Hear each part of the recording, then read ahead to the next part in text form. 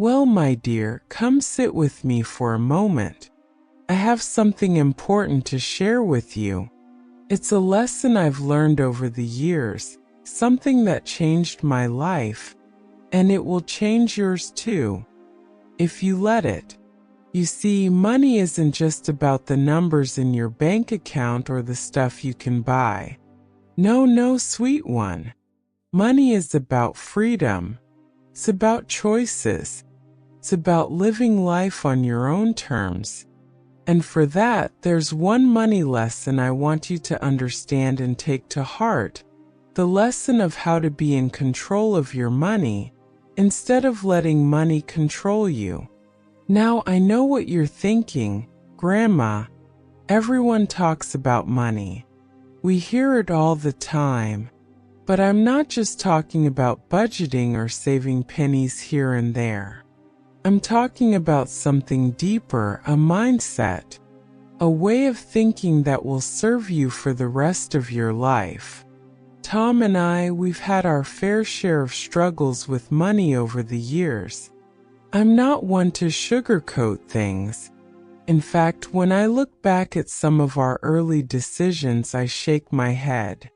But it wasn't until we figured out this one crucial money lesson that everything started to change. It was the turning point in our financial journey. So, my dear, get comfortable. This is going to be a story and a lesson that I hope you carry with you forever. Chapter 1: Early Days, Money Woes and the Hard Truth. Tom and I got married when we were young. We didn't have much, just a small apartment, a few pieces of furniture, and a lot of dreams. We were both excited about our future together, eager to build a life. But there was one thing we hadn't prepared for: how to handle money. Oh, we were both good, hardworking people. We had jobs and we made a decent living, but when it came to managing money, we were clueless.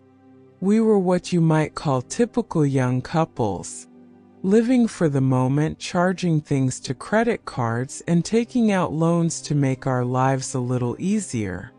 We didn't think we needed to worry much about budgeting or saving for the future. We were living in the now, with the thought that somehow things would always work out. But let me tell you, dear, living that way catches up to you faster than you think. And one day it all came crashing down. It wasn't one big thing that triggered it, but a series of small missteps. Credit card bills were getting higher, and we could barely keep up with the payments. Tom's car broke down, and suddenly we needed a loan to fix it. One thing led to another, and before we knew it, we were buried in debt. We were working harder than ever, but every penny seemed to disappear before we could even enjoy it. We found ourselves stuck. We were tied to our bills, and we couldn't get ahead. It was like being on a hamster wheel. You're running as fast as you can, but you're not really going anywhere. Stress filled the air in our home. I remember Tom and I having late-night conversations, trying to figure out how we could get out of this mess. We had dreams, but they seemed so far out of reach when we were drowning in debt. And that's when we realized something important. We didn't have control over our money had control over us. Chapter 2: The Turning Point, the Money Lesson We Needed. One evening, after a particularly long and frustrating day, Tom came home and said something that changed everything. He sat down next to me and said, "Suzie, we need to stop running away from our finances. We need to face them head-on together." First, I didn't know what he meant, but Tom explained something that I'll never forget. In order to fix our financial situation, we needed to take full responsibility for it. That was the key. It wasn't about blaming the system or getting angry at the credit card companies. It was about us taking control. So we made a plan. It wasn't easy, but it was simple. Live below our means, prioritize saving, and pay off our debts first. This wasn't just about making small cuts here and there, no. This was about changing our mindset completely.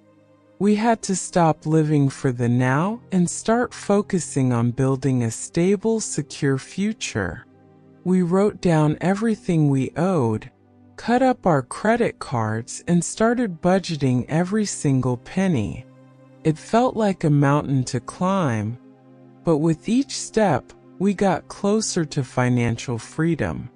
I remember those days, dear, when we'd put every extra dollar toward paying off the credit card bills, one by one. It was hard, but it was also incredibly empowering. And slowly, little by little, we began to see the light at the end of the tunnel. This wasn't just a financial lesson, it was a life lesson. The lesson was this: you are in control of your money. Your money does not control you. Once we learned that, we never looked back. Our financial freedom didn't come from making a lot of money. It came from changing our relationship with money. Chapter 3: The Money Lesson, 100% Effective. Now, I know you're eager for the big secret to managing money. Well, here it is, my dear. The smartest thing you can do with your money is to take control of it before it controls you. Let me break this down for you into practical steps, ones that you can follow today. This is the lesson that transformed our lives and will transform yours too. 1. Live below your means. I can't stress this enough. Living below your means doesn't mean depriving yourself. It means making smarter choices. It means not spending every penny you earn. The best way to take control of your finances is to spend less than you make and save the difference. Tom and I made a choice to prioritize our savings. Sure, we could have bought a bigger house or gone on extravagant vacations, but we chose to live within our means. This doesn't mean we didn't enjoy life. We did, but we were smart about it. We found joy in the simple things, knowing that our future was secure. Living below your means means saying no to unnecessary expenses and focusing on what truly adds value to your life. It's about being content with what you have and realizing that material possessions don't bring true happiness. 2. The power of saving. Tom and I learned the hard way that saving is the key to financial freedom. I know, it's tempting to spend money on things that make us feel good right now, but saving gives you peace of mind. When we started saving, we no longer worried about what would happen if the car broke down or if we lost our jobs. We had an emergency fund to fall back on, and that made all the difference. The earlier you start saving, the better. Even if it's just a small amount at first, putting money aside every month builds a cushion that will support you in times of need. Start with an emergency fund. Aim for 3 to 6 months worth of living expenses, and once that's in place, focus on saving for retirement and future goals. 3. Avoid debt like the plague. I'll be blunt, dear. Debt is a trap, and it's one you want to avoid at all costs. Yes, there are times when borrowing money may seem necessary, but the reality is that debt often comes with high interest rates that can leave you paying for years, and in some cases for things you no longer even own. Tom and I spent far too long paying off high-interest credit card debt. If we had to do it over again, we would have been more disciplined and avoided those temptations. If you're in debt, focus on paying it off aggressively. Avoid using credit cards unless you can pay off the balance in full each month. And never take on a loan without fully understanding the consequences. 4. Invest in yourself. One of the best things we ever did was invest in ourselves. We didn't just put our money into stocks and bonds. We also focused on building skills and knowledge that would increase our earning potential.